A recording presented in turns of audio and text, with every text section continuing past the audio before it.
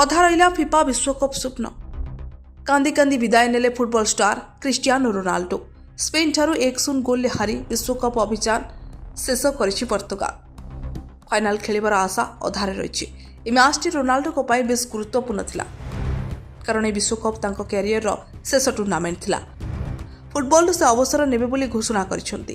Match ଶେଷରେ Ronaldo କାନ୍ଦିବା football ଫ୍ୟାନ୍ସଙ୍କୁ ନିରାଶ କରିଛି। ଏ ମ୍ୟାଚ୍ରେ ଭଲ ପ୍ରଦର୍ଶନ କରିବାର ରୋନାଲ୍ଡୋଙ୍କ ଆଶା ମଉଳି ଯାଇଛି।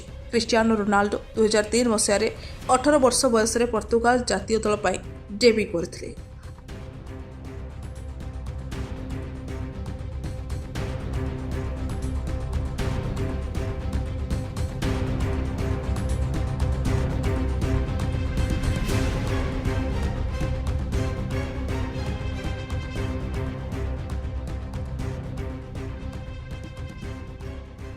Bureau report Satej news.